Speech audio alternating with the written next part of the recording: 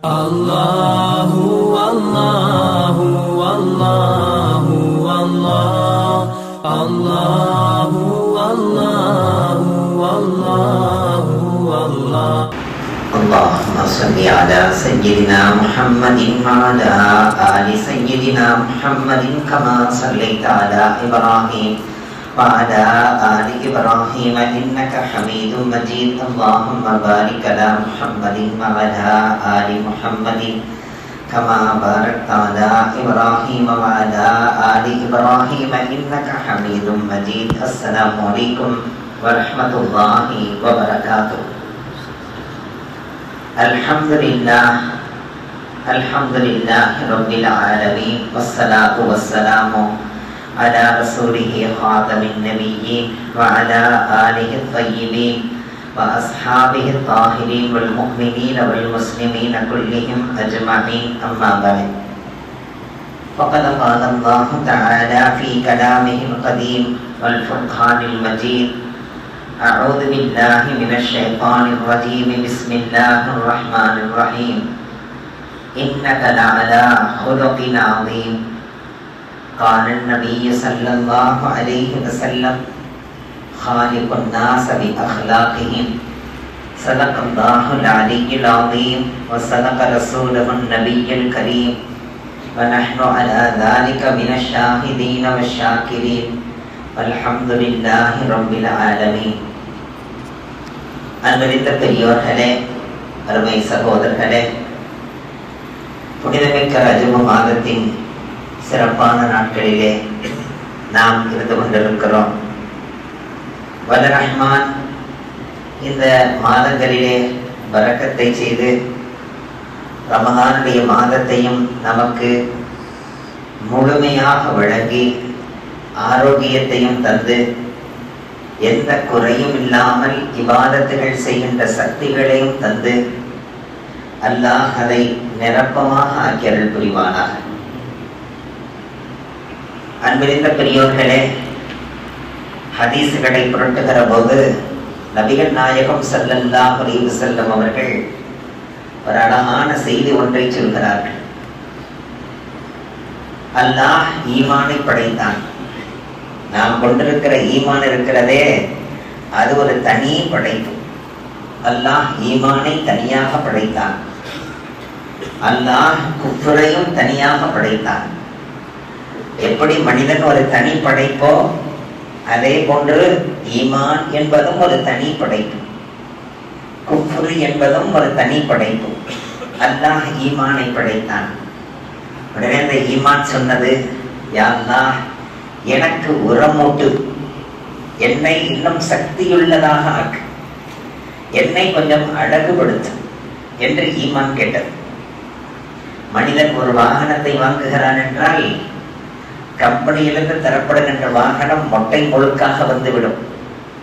பிறகு அந்த வாகனத்துக்கு என்னென்ன தேவையோ அதையெல்லாம் பொருத்துகிறான், அதை அழகுபடுத்துகிறான், அதற்கு மேற்கொண்டும் அதற்கு வலுவை அதிகப்படுத்துகிறான். எங்கேனும் போய் மோதினால் எந்த வகையிலும் பாதிப்படையாத வகையிலே முன்னால் பின்னால் கம்பிகளை கட்டிக் கொள்கிறான், ஸ்டிக்கர்களை ஒட்டிக் கொள்கிறான். இன்னும் அதை என்னென்ன வகையிலெல்லாம் அழகுபடுத்த முடியுமோ அழகுபடுத்துகிறான். அல்லாஹ் சொன்னான், ஈமான், நீயே மிகவும் அழகுள்ள ஒன்றுதான், நீயே மிகவும் சிறப்பான ஒன்றுதான். ஆனால் மேற்கொண்டும் உன்னை அழகுபடுத்த சொல்கிறாய், மேற்கொண்டும் உனக்கு சக்தி வேண்டும் என்கிறாய். சரி, உனக்கு 2 குணங்களை கொண்டு உன்னை நான் அழகுபடுத்துகிறேன். ஒன்று நற்குணம் என்கிற ஒரு உயர்ந்த தரத்தை கொண்டும், இன்னொன்று பிறருக்கு கொடுத்து மகிழ்தல், பிறருக்கு தந்து மகிழ்தல். தேவையுள்ளவர்கள், சொந்தங்கள், தேவை இருந்தும் கேட்காதவர்கள் எல்லோருக்கும் கொடுத்து மகிழ்தல். இந்த கொடுத்து மகிழ்தல் என்பதற்கு சகாவத் என்று சொல்லுவோம். கொடை. இந்த கொடைத்தன்மையை கொண்டும் நற்குணத்தை கொண்டும் உன்னை நான் அழகுபடுத்துவேன் என்று அல்லாஹ் சொன்னான். சரி, அல்லாஹ் குஃப்ரை படைத்தான். அந்த குஃப்ரும் கேட்டது, या अल्लाह मुझे कवि बना दे और मुझे और जीनत बख्श दे. या யாரெல்லாம் எனக்கும் சக்தியை அதிகப்படுத்து, என்னையும் கொஞ்சம் அழகுபடுத்து. உடனே அல்லாஹ் சொன்னான், நீ ஏற்கனவே மிகவும் கடுமையாக படைக்கப்பட்டிருக்கிறாய், மேற்கொண்டு உன்னை அழகுபடுத்தினால் இன்னும் நீ கடுமையாக ஆகிடுவாய். இல்லை, என்னை நீ அழகுபடுத்துறதே என்று கேட்டது. அல்லாஹ் சொன்னான், உன்னையும் 2 குணங்களை கொண்டு உனக்கு சக்தியை அதிகப்படுத்துகிறேன். அந்த 2 குணங்கள் என்ன? ஒன்று கஞ்சத்தனம், புகுல், கஞ்சூசி என்று சொல்லுவோம் அல்லவா, அந்த கஞ்சத்தனத்தை கொண்டும் பதுஹுயி, கெட்ட குணம், இந்த 2 விஷயங்களை கொண்டு உன்னை நான் அழகுபடுத்துகிறேன்.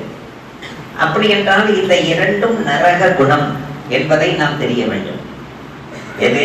பதுஹுயி, இன்னொன்று கஞ்சூசி. இந்த 2ம் நரக குணம் என்பதை நாம் தெரிந்து கொள்ள வேண்டும். அப்படி என்றால் சுவனத்தின் அழகு, ஒரு மனிதன் கொடுத்து மகிழ்கிறான் என்றால் அவனை சோனவாதி என்று சொல்லுங்கள். ஒரு மனிதனிடத்தில் என்ன குணங்கள் இருக்கிறதா, அந்த மனிதன் சுவனவாதி என்று நீங்கள் அடையாளம் காணுங்கள் என்று நபிகள் நாயகம் ஸல்லல்லாஹு அலைஹி வஸல்லம் நமக்கு சொல்லி தந்திருக்கிறார். ஏதேனும் உங்களிடத்திலே குற்றக்குறைகள் நிகழ்ந்து விட்டால், ஏதேனும் தவறுகள் நிகழ்ந்து விட்டால், அல்லாஹ் அதை மன்னிக்க வேண்டும். அல்லாஹ் அதை பிறர் பார்வைக்கு கொண்டு செல்லாமல் மறைத்திட வேண்டும். தன்னை எவரும் கேவலப்படுத்தி விடக்கூடாது, தான் சமூகத்திலே கேவலப்பட்டு விடக்கூடாது என்று யாரெல்லாம் ஆசிக்கிறீர்களோ அவர்கள் தர்மங்கள் செய்யுங்கள் என்றார்கள் நபிகள் நாயகம் ஸல்லல்லாஹு அலைஹி வஸல்லம். आपके ऐबों पर सतरपोशी होना है, अल्लाह उसके ऊपर कोई सतर करना है, पोशीदा कर देना है. ऐसे ख्वाहिश करने वाले सदका देते रहो. நபி அவர்கள் சொன்னார், அல்லாஹ் மன்னிப்பவனாக இருக்கிறான், அல்லாஹ் குற்றக்குறைகளை மறைப்பவனாகவும் இருக்கிறான். சிறு நேரங்களில் மன்னித்து விடுவான், ஆனால் வெளிப்படுத்தி விடுவான். அல்லாஹ் மன்னித்து விடுதல் என்பது வேறு, அதை வெளிப்படுத்துதல் என்பது வேறு. சில நேரங்களிலே உன்னை நான் மன்னிக்கிறேன் போ, ஆனால் செய்த குற்றத்தை நான் மறக்க மாட்டேன் என்று ஒருவன் சொன்னால் அந்த குற்றத்தை பல பேரிடத்தில் சொல்லுவான் என்று அர்த்தம். உனக்கு தண்டனை இல்லை, உன்னை நான் மன்னிக்கிறேன், நீ போய்விடு, என் முன்னால் இருக்காதே, ஆனால் அதை நான் மறக்க மாட்டேன் என்றால் என்ன பொருள்? அது எப்பொழுதெல்லாம் எனக்கு ஞாபகத்தில் வருகிறதோ அப்பொழுதெல்லாம் பிறரிடத்தில் சொல்லி உன்னை கேவலப்படுத்துவேன் என்று அர்த்தம். எந்த ஒரு மனிதன் இந்த பயம் அவனுக்கு இருக்கிறதோ, யா அல்லாஹ் என்னுடைய குற்றங்குறைகளை நீ மன்னிக்கவும் வேண்டும், மறைக்கவும் வேண்டும் ரப்பே, நீ அதை மறைத்து விடு ரப்பே. லா துஹ்ஸினி ஃபித் துன்யா வல் ஆஹிரா, என்னை இந்த உலக வாழ்க்கையிலும் சரி மறு உலகத்திலும் சரி என்னை கேவலப்படுத்தி விடாதே. நாம் கேட்க கடமைப்பட்டிருக்கிறோம். யா அல்லாஹ் எங்களுடைய சந்ததிகள் செய்துவிட்ட குற்றங்களை வெளிப்படுத்தி கேவலப்படுத்தி விடாதே ரப்பே. எங்களது பிள்ளைகள் அவர்களிடத்தில் நிகழ்ந்துவிட்ட குற்றங்களை வெளிப்படுத்தி அவர்களது வாழ்க்கையை சூனியமாக்கி விடாதே ரப்பே என்று நாம் கேட்க கடமைப்பட்டிருக்கிறோம். அப்படி என்றால் ஈமானின் அழகு எதிரே இருக்கிறது? பிறருக்கு கொடுத்து மகிழ்வதிலேயும் நற்குணத்திலேயும் இருக்கிறது. ஒரு சஹாபி தொழுது கொண்டே இருக்க பார்த்தார்கள் நபிகள் நாயகம் ஸல்லல்லாஹு அலைஹி வஸல்லம். எந்த நேரமும் தொழுகையிலே, இபாதத்திலே, திக்ரிலே, ஃபிக்ரிலே எந்த நேரமும் அப்படியே தத்துவமாக இருக்கிறது. அப்படியே இபாதத்திலே திளைக்கிறார். நபி அவர்கள் அந்த சஹாபி அழைத்து சொன்னார்கள், आपको इबादत करते हुए देखता हूं, फिर भी आपकी इबादत के अंदर हलावत नहीं है.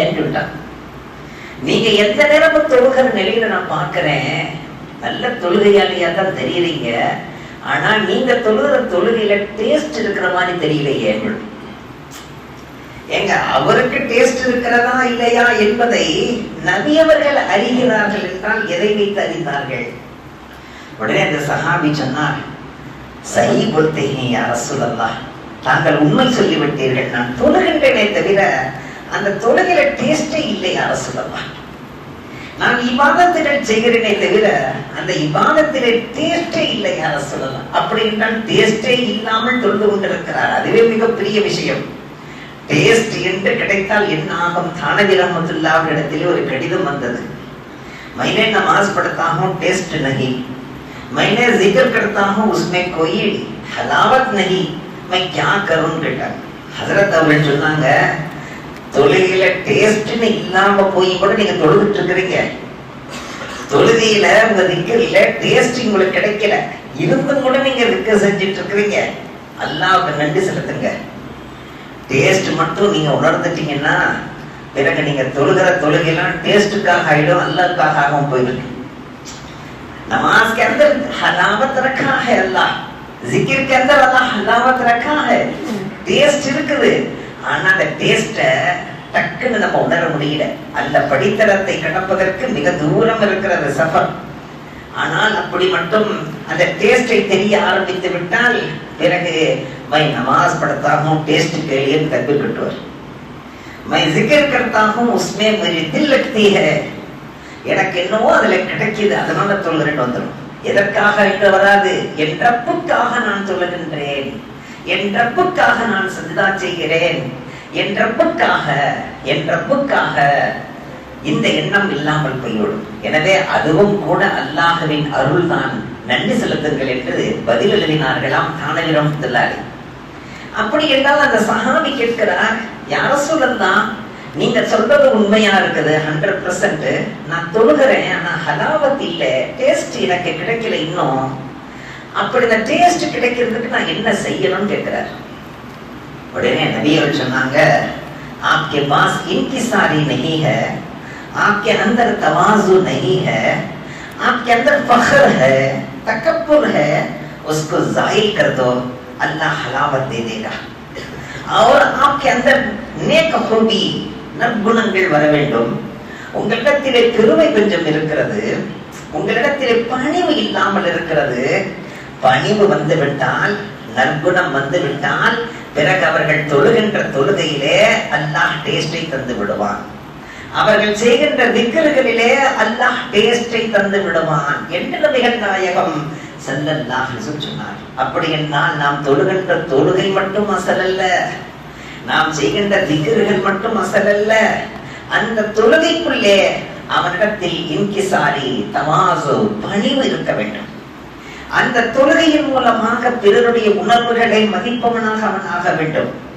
அவன் அல்லாஹ்வோடு திக்ர் செய்து நெருங்கி விட்டான் என்பதற்கு அடையாளம் என்ன? பிற மனிதர்களை மதிப்பவனாக இருக்க வேண்டும், பிற மஹ்லூக்குகளை மதிப்பவனாக இருக்க வேண்டும். மனிதர்களை மட்டுமல்ல, யாரையும் மதிக்க வேண்டுமா? மஹ்லூக்காத்துகள், அல்லாஹ்வினால் படைக்கப்பட்ட மஹ்லூக்காத்துகள் இருக்கிறதே அதையும் கூட மதிக்க வேண்டும். எந்த அளவுக்கு என்றால் ஒரு நாயை பார்க்கிற நேரத்தில் நாய் இந்த எண்ணம் கூட வரக்கூடாது, அது என் ரப்பின் படைப்பு, அதை நாயாக படைத்தான் ரப்பு, என்னை மனிதனாக படைத்தான். ஆனால் அந்த நல்ல மனிதர்களுக்கு பாதுகாப்புக்காக அனுப்பி வைத்தான் இந்த நாயை. இந்த நாய் அஸ்ஹாபுல் கஹ்ஃபுகளின் நாயாக, இந்த நாயினுடைய வம்சத்தில் ஒன்றுதானே அங்கே அஸ்ஹாபுல் கஹ்ஃபுக்கு நாயாக அங்கே போய் அமர்ந்தது. சோனம் செல்லுகின்ற பாக்கியம் பெற்றதல்லவா, அதை நான் வெறுக்கலாமா? இந்த எண்ணம் வர வேண்டும். என்னை படைத்தான் மனிதனாக, அதை படைத்தான் நாயாக என்று சொன்னால் அல்லாஹ் அடுத்த நிமிடம் மனிதனாக இருப்பதோடு மற்றவர்கள் பார்த்து சி என்று சொல்லுகின்ற வகையிலே ஆக்கிவிடும். எனவே அஹ்லாக்குகள் மிக அழகாக இருக்க வேண்டுமா? இன்கிசாரி பணிவு, தன்னை உயர்த்தி கொள்ளாமல் தாழ்த்தி கொள்கிற தன்மை எல்லாம் வந்து விட்டால் பிறகு அவர் செய்கின்ற திக்ரிலே அல்லாஹ் ஹலாவத்தை தருவான், டேஸ்டை தருவான். அவர் தொழுகின்ற தொழுகையிலே அல்லாஹ் ஹலாவத்தை தருவான், டேஸ்டை தருவான். அது இல்லாமல் போன காரணத்தினால்தான் எவ்வளவோ தொழுகிறோம், எத்தனை தடவை அல்லாஹ் அல்லாஹ் அல்லாஹ் என்று தக்பீர் கட்டுகிறோம், எதுவுமே அசரே செய்வதில்லை. ஒரு சின்ன பிரதிபலிப்பை கூட கல்வியில் ஏற்படுத்தவில்லை என்றால் அதற்கு என்ன பொருள் தெரியுமா? அவர் உச்சரிக்கின்ற வார்த்தையிலிருந்து நடை, உடை, பாவனை அனைத்தும் பெருமையின் மீது அமைக்கப்பட்டிருக்கிறது. எனவே தொழுகையிலே பிரதிபலனை அவருக்கு கிடைக்கவில்லை என்றது. டாக்டர் அப்துல் ஹை மிகப்பெரிய பெருந்தகையாக வாழ்ந்து சென்றிருக்கிறார். பெரும் பெரும் ஆலிம்கள் அவர்களது கரத்திலே பையச் செய்திருக்கிறார். Doctor Abdul high, Maulana doctor Abdul high என்று எழுதுகிறார்கள். ஹஜரத் அவர்கள் தன்னுடைய முரீதீன்களோடு அமர்ந்திருக்கிற போது ஒருவர் வந்தார், வேகமாக வந்தார். வந்தவர் உள்ளே சலாம் கூட சொல்லாமல் நுழைந்தார். நுழைந்த மாத்திரத்தில் சொன்னார், இதெல்லாம் உங்களுக்கு நல்லா இருக்கா? இப்படிலாம் நீங்க செய்யலாமா? உங்களை பத்தி நான் என்னென்னலாம் நினைச்சு வச்சிருந்தேன், ஆனா நீங்க இப்படி இருப்பீங்க நான் நினைச்சே பார்க்கல. அவர் வாட்டி இஷ்டம் பெருக்கி கத்துறாரு. உடனே ஹஜரத் அவர்கள் சொல்றாங்க, ஆயிந்தா ஐசா நஹி ஹோகா, ஆயிந்தா கபி ஐசா நஹி ஹோகா, ஆயிந்தா கபி ஐசா நஹி ஹோகா, आप चाहिए, आइंदा नहीं होगा, नहीं होगा, नहीं होगा, आइंदा नहीं होगा, चाहिए, माफ कीजिए, चाहिए. இப்படியே சொல்லி அவர் அனுப்புறார். இனிமேல் இப்படி நடக்காது, இனிமேல் இப்படி நடக்காது, நடக்காது என்றால் நடக்காது, இனிமேல் இப்படி நடக்காது, மன்னித்துக் கொள்ளுங்கள், போங்க. ஒரு வழியாக அவர் போன பிறகு முரீதின்கள் கேட்டார்களாம், ஹஸரத் கோன் ஹே வோ, யார் அவரு? உங்கள்கிட்ட இந்த மாதிரி தாறுமாறு, நாங்க இவ்வளவு பணிவாகவும் இவ்வளவு பக்தியாகவும் உங்களோடு நடந்து கொண்டிருக்க அவர் இவ்வளவு தரக்குறைவாக நடக்கிறார், நீங்களும் இனிமேல் நடக்காது நடக்காது என்கிறீர்கள், அப்படி என்னதான் நடந்தது, இவர் யார்? ஹஸரத் அவர்கள் சொன்னார்கள், அவர் யார் என்று எனக்கு தெரியாது, என்ன நடந்ததுன்னு எனக்கு தெரியாது, இனிமேல் நடக்காதுன்னா அதுவும் எனக்கு தெரியல. அவர்கிட்ட போய் விளக்கம் கேட்டுக்கிட்டு, நீ யாருப்பா, நீ வந்த இடம் தப்பு, யாரை பார்த்து கேட்க வேண்டியதை யாரை பார்த்து கேட்கிற, என்ன நடந்துச்சு, நான் என்ன செஞ்சேன், இந்த விளக்கம் எல்லாம் கேட்கிற அளவுக்கு எனக்கு நேரம் போதாது, என் நேரத்தை நான் ரப்பிடத்தில் தந்திருக்கிறேன், எனவே உங்களோடு செலவழிக்கிற நேரத்தை அவருக்கு நான் விளக்கம் தருவதற்கோ அல்லது விளக்கம் கேட்பதற்கோ நான் தயாராக இல்லை. அவர் சொன்னதை போன்று ஏதோ நடந்ததாகவே வைத்து இனிமேல் நடக்கவே நடக்காது என்று சொல்லி அனுப்பினேன். எப்படியெல்லாம் வாழ்ந்திருக்கிறார். நாம் இதை வேறு மாதிரி எடுக்கக்கூடாது. அது என்னங்க, நடக்காத ஒண்ண அவர் நடந்ததாக சொல்றாரு, இனிமேல் நடக்காதுன்னு சொல்றாரு, என்னங்க இருக்கு, சரியாக இப்படி போகக்கூடாது. விவாதமே செய்யாத வாழ்க்கை வாழ்ந்திருக்கிறார்கள் என்பதை மனதில் கொள்ள வேண்டும். எந்த நேரமும் தர்க்கமே இல்லாத வாழ்க்கை வாழ்ந்திருக்கிறார். எனக்கு தெரிந்து மிகப்பெரிய ஆலிம் பெருந்தகை காலமெல்லாம் தர்க்கத்துக்கு ஜவாபு சொல்லியே வாழ்ந்தார்கள்.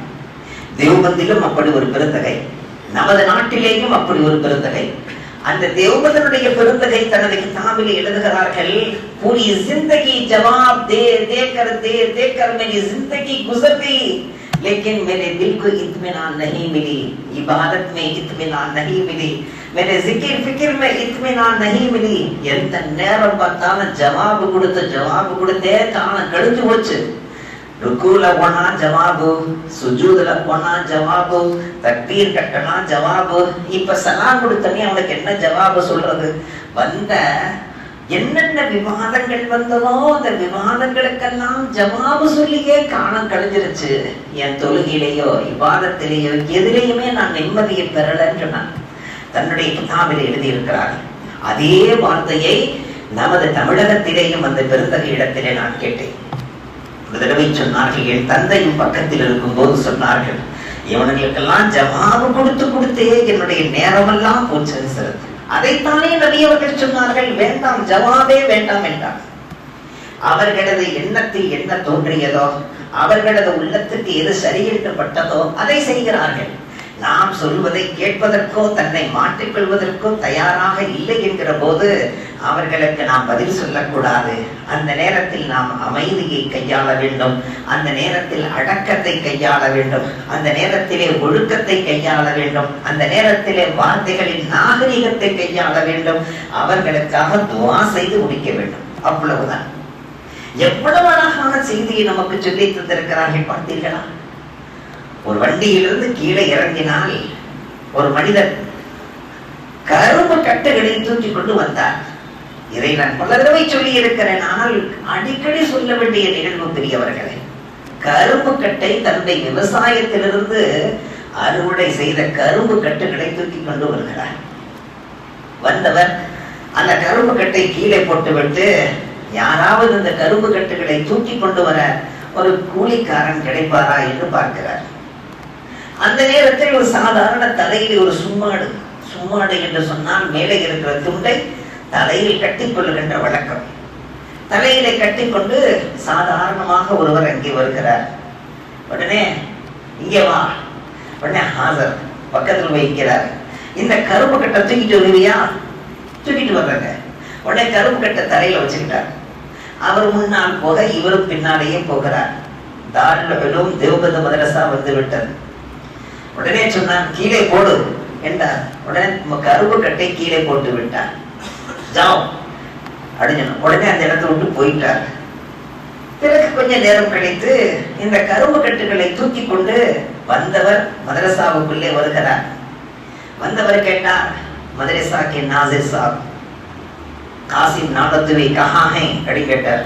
மதரசாவுடைய பாணி காசிம் நானத்துவி என்ற பெயரை உட்கொண்டவர் எங்கே இருக்கிறார்? பிரின்சிபல் எங்கே இருக்கிறார்? வஹா பைட்டே, அந்த கம்பராவில் இந்த ரூமுக்குள்ளதான் இருக்காரு, போங்க. இவர் கரும்பு கட்டை தூக்கிக்கிட்டு உள்ள வர்றாரு. உள்ள வந்தால் ஆச்சரியத்திலே உரைத்து போய்விட்டார். எந்த கூலிக்காரர் கரும்பை கட்டை தூக்கி கொண்டு வந்தாரோ அவர் அங்கே பிரின்சிபலாக அமர்ந்திருக்கிறார். அரண்டு போய்விட்டார். ஹஸரத் ஆப் ஹி, அல்லாஹ் அக்பர், மை பஹுத் படி குனாஹ் கர் தியா, நான் மிகப்பெரிய தவறை செய்து விட்டேன், உங்களிடத்தில் என்னவா சுமக்க வைத்து விட்டேன், ஆனால் கொண்டு வந்ததே உங்களுக்கு தானே என்றார். கொண்டு வந்ததே உங்களுக்கு தானே, உங்களையே சுமக்க வைத்தேன், ஒரு வார்த்தை நீங்கள் சொல்லக்கூடாதா, நான் தான் காசிம் நானத்துவி என்று? ஹஸரத் அவர்கள் சொன்னார்கள், ஆப் தோ நஹி பூச்சே மை கைசா போலும், நீங்க கேட்கவே இல்லை, நானா சொன்னா அதிக பிரசங்கித்தனமாயிடாதா? ஒரு டிக்கெட் வாங்க சொல்றாரு பஸ்ஸுக்குள்ள, டிக்கெட் டிக்கெட் டிக்கெட், நான் யாருன்றது முதல்ல சொல்லிக்கிறேன், அதை முதல்ல கேட்டுங்க, அப்புறம் டிக்கெட் வாங்கி சொல்லுவோமா? டிக்கெட் கேட்டா டிக்கெட் வாங்கிட்டு போயிட்டே இருப்போம், என்னங்கன்னு கேட்டா என்னன்னு பதில் சொல்லிட்டு போயிட்டே இருப்போம். நீங்க எதுவுமே கேட்கல, நான் என்ன பதில் சொல்ல? தூக்க சொன்னீங்க, தூக்கிட்டு வந்தேன். அடே, இது உங்களுக்காக தாங்க கொண்டு வந்தேன், நான் பெரிய தப்பு செஞ்சுட்டேன். ஹஸரத் அவர்கள் சொன்னார்கள், நீ எந்த தவறும் செய்யவில்லை, ஒரு முஃமினுக்கு நான் உதவி செய்திருக்கிறேன், மீண்டும் அதே முஃமினுக்கு நீ தந்து மகிழ்வித்திருக்கிறாய், இதில் என்ன ஆனது? அதை தூக்கிய நேரத்திலும் காசிம் நானத்துவியாகத்தான் இருந்தேன், அதை தூக்கி கொண்டு சுமந்து வந்த நேரத்திலும் காசிம் நானத்துவியாகத்தான் இருந்தேன், அதை இறக்கி வைத்த போதும் காசிம் நானத்துவியாகத்தான் இருந்தேன், ஏதோ பிரின்சிபலாக அமர்ந்திருக்கிறேன், இப்பொழுதும் நான் காசிம் நானத்துவியாகத்தான் இருக்கிறேன் என்று சொல்லி உலகத்துக்கே சரியான பாடத்தை. என்றால் காசிம் நானத்து ரஹ்மத்துல்லாஹி சொல்கிறார்கள், அந்த ஏழை கிழவிக்கு, துக்க முடியாத ஒரு கிழவி மக்கமா நகரத்தை விட்டு வெளியேறி போகிறாள், அதுவும் முஹம்மது என்று ஒருவர் வந்திருக்கிறார், அவர் இருக்கும் பூமியிலே நான் இருக்கக்கூடாது என்று வெளியேறி போகிறாள். அவளது சுமையை முஹம்மது ஸல்லல்லாஹு அலைஹி வஸல்லம் அவர்களே சுமந்தார்கள். அந்த சுன்னத்தை பேணுவதற்கு ஏதேனும் ஒரு வாய்ப்பு கிடைக்காதா என்று இருந்தேன். அல்லாஹ் எனக்கு அந்த வாய்ப்பை தந்திருக்கிற போது நான் அதை விடுவேனா என்று சொன்னேன். நினைத்து பார்க்க வேண்டும். இந்த தவாசு, இந்த இன்கிசாரி, இந்த பணிவு, இந்த நற்குணம் இதெல்லாம் வந்தால் நாம் செய்கின்ற இபாதத்துகளிலே ஹலாவத் கிடைக்கும். அதன் மூலமாக நமது ஈமான் அழகு பெறும். அதை நாம் மனதில் கொள்ள வேண்டும். நபிகள் நாயகம் ஸல்லல்லாஹு அலைஹி வஸல்லம் சொல்கிறார்கள், மக்களுடைய குணம் என்னவோ, மக்களுடைய நிலை என்னவோ அதை அனுசரித்து நடப்பது குணங்களிலேயே மிக உயர்ந்த குணமாகும். அதற்கு ஹிலாஃபாக நடக்கக்கூடாது. இப்ப ஊர்ல உலகத்துல எல்லாம் புத்தி கட்டு போய் அலையறாங்க, யாரும் புத்தியோட இல்லைங்க, எல்லாம் லூசா போய் அலைய, இப்படி எல்லாம் பேசுவாங்க நிறைய பேர். தன்னை அறிவாளியாக, தனது அறிவு மிகச் சிறந்ததாக, தனது அனுபவம் மிகச் சிறந்ததாக, உலகத்தில் வாழ்கின்ற எல்லோரும் புத்தி கட்டு தெரிவதாக, இப்படி ஒருவன் கம் தர் நசர் மே தேக்தா ஹை தோ वो बहुत कम तरह है. எந்த ஒரு மனிதன் பிறரை மிக தாழ்வாக பார்க்கிறானோ அவன் தாழ்வானவன், யார் பிறரை உயர்வாக பார்க்கிறானோ அவன் தான் உயர்ந்தவன். இந்த தன்மை நம்மிடத்தில் வர வேண்டும். அசுர் தொழுகைக்கு பிறகு தன்னுடைய மாணவர் ஒருவரை அழைத்துக் கொண்டு திக்ர் செய்து கொண்டே போகிறார்கள். திக்ர் செய்து கொண்டே போகிற போது இடையிலே ஒரு பள்ளிவாசல் வந்து விட்டது, மக்ரிப் நேரமும் வந்து விட்டது. இனி திரும்பி தன்னுடைய மதரசாவுக்கு வர வேண்டும் என்றால் மக்ரிப் தொழுகை மிஸ் ஆகிவிடும் என்கிற எண்ணம். சரி, இந்த பள்ளிக்குள்ளே போய் தொழுது கொள்ளலாம் என்று உள்ளே சென்றால் அந்த நேரம் பார்த்து இமாம் சாப் வரவில்லை. உடனே இங்கே இருந்தவர்கள் பார்த்தார்கள், பார்ப்பதற்கு மிகப்பெரிய புசுர்கான தோற்றம், பார்ப்பதற்கு மிக அழகான அமைப்பு, பார்க்கறதுக்கு ஆலிஷான், இவர் தான் இமாமா இருக்க தகுதி, ஒரு கால் ஆலிமா இருக்க வாய்ப்பு இருக்கு என்று சொல்லி ஹஸரத் ஆப் நமாஸ் படாயின்னு சொல்லிட்டாங்க. தானவி ரஹ்மத்துல்லாஹி அலைஹி முஸல்லால போய் நின்று சரியான அனுபவம் இல்லை. முஸல்லால போய் திடீர்னு நிக்க சொன்னா சில நேரங்களில் மிக அறிவின் உச்சஸ்தானத்தில் இருப்பார்கள், ஆனால் தொலை வைக்க சொன்னால் வேண்டாம் என்று சொல்வார்கள். வேண்டாம், அது அனுபவமிக்கவர்கள், அதற்காக உரியவர்கள் போகட்டும். நான் பின்னால் என்றுதான் சொல்லுவேன், நான் தொட வைக்க மாட்டேன், நான் தொட வைப்பதில்லை என்றெல்லாம் பெரியவர்கள் சொல்வார்கள். இல்ல இல்ல வைசா சோப்பல் தானே आप नमाज पढ़ाना चाहिए, ऐसा सब नहीं बोल, आप नमाज पढ़ाना चाहिए. இப்படி யாரையும் நிர்பந்தப்படுத்தி நிக்க வச்சிடக்கூடாது, பெரிய கஷ்டமா போயிடும். தானே ரஹ்மத்துல்லாஹி அவர்களை நீங்கள் தொழ வைத்துத்தான் ஆக வேண்டும். இமாம் சாப் நை ஆயே, இமாம் சாப் வரலங்க, நீங்க தான் தொழ வைக்கணும் மக்கள் சொல்லவுமே. வேற வழி இல்லாம போய் தக்பீரை கட்டி நின்றா மகரிபில ஃபாத்திஹா சூராவுக்கு பிறகு ஒட்டுமொத்த குர்ஆனிலே எதுவுமே ஞாபகத்துக்கு வர மாட்டேது. ஒட்டுமொத்த குர்ஆனிலே எதுவுமே ஞாபகத்துக்கு வர மாட்டேது. வெறும் குல் யா அய்யுஹல் காஃபிரூன் மட்டும்தான் ஞாபகத்துல வருது. உடனே அந்த சூராவை குல் யா அய்யுஹல் காஃபிரூன் லா அஅபுது மா தஅபுதூன் ஓதி முடிச்சாங்க. சரி, இரண்டாவது ரக்காத்துக்கு வந்தாங்க பாருங்க, அப்பவும் அந்த குல்யாயில் காஃபிரோட தவிர ஒரு எதுவுமே ஞாபகத்துக்கு வரல. மீண்டும் இரண்டாவது ரக்காத்திலே குல்யா அய்யுஹல் காஃபிரூன் தொழுதிய மக்கள் விடுவாங்களா? ஏன்னா எல்லாரும் முஃப்தியா மாறிடுவாங்க. हर आदमी मुफ्ती बन जाएगा. ये कैसा नमाज होगा क्या नहीं होगा, जायज है या नाजायज है, ये ठीक है या नहीं, क्या इतने बड़े आलिम हैं, कैसा पढ़ाते हैं, பயங்கரமான ஒரே குழப்பம். ஆனாலுக்கு தொழுகையெல்லாம் கூடாதுன்னு ஒருத்தர், இல்லங்க பரவாயில்லன்னு ஒருத்தர், இல்லங்க இது விஷயமா சும்மா விடக்கூடாதுன்னு இன்னொருத்தர். உடனே ஹஸரத்துட்டு வந்து கேட்டாங்க, இப்ப நாங்க என்ன செய்யணும்? தொழுகை கூடி போயிரும், ஆனா நீங்க ஃபத்வா கேட்கறதா இருந்தா நீங்க பக்கத்துல மதரசா இருக்கு, அங்க வந்து ஃபத்வா கேட்டுக்கங்கன்னு சொல்லிட்டாங்க. ஆனா இவங்க தான் முஃப்தி, ஃபத்வா கேட்கறதா தான் வந்து மதரசால ஃபத்வா கேட்டுக்கங்க.